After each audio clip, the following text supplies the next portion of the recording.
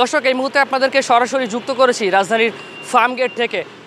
ঈদুল ফিতরের দীর্ঘ 9 দিনের ছুটি আজ শেষ হচ্ছে। আগামীকাল থেকে সব ধরনের অফিস আদালত খুলতে শুরু করবে এবং যারা ঢাকামুখী মানুষ রয়েছে তারা আজ ঢাকাতে ফিরতে শুরু করেছে। আমি সকাল থেকে এই ফার্মগেট এলাকাতে রয়েছি। সকাল থেকে এখানে যানবাহনের চাপ কিছুটা কম ছিল, কিন্তু বেলা বাড়ার সাথে সাথে এখানে যে যাত্রীর চাপ এবং যানবাহনের চাপ সেটি বাড়তে শুরু করেছে। এখানকার যারা পরিবহন শ্রমিক রয়েছেন তারা বলছেন বেলা বাড়ার সাথে সাথে পরিবহনের চাপ বাড়তে থাকবে, যেহেতু আগামীকাল থেকে সব ধরনের অফিস আদালত খুলবে।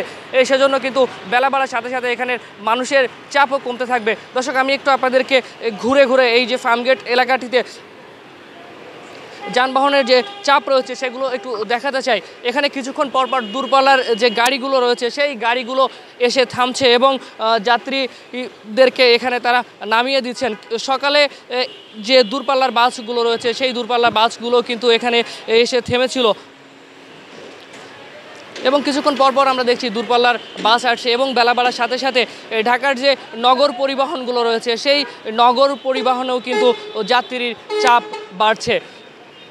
অন্যান্য বছরগুলোর তুলনাতে এই বছর যে ঈদ যাত্রা সেটি অনেকটাই নির্বিঘ্ন হয়েছে।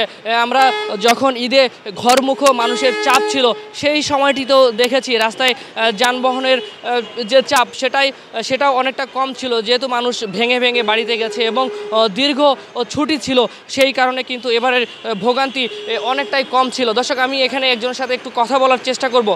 ঈদের যে ছুটি গেছে 9 দিন ছুটি, এই ছুটিতে ঢাকা শহরে মানুষের চাপ কেমন ছিল? ছুটি বড় মানুষই নেই, খুব পাতলা বাদলি।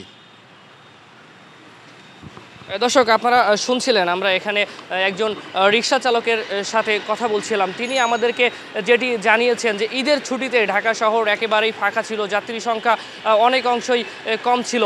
তো এখন বেলা বাড়ার সাথে সাথে, যেহেতু আজকে ছুটির শেষ দিন, বেলা বাড়ার সাথে সাথে মানুষের চাপ বাড়ছে এবং পরিবহনের সংখ্যা বাড়ছে। দর্শক, এই ছিল আমার কাছে ঢাকা ফিরতি মানুষের সবশেষ খবর ফার্মগেট থেকে।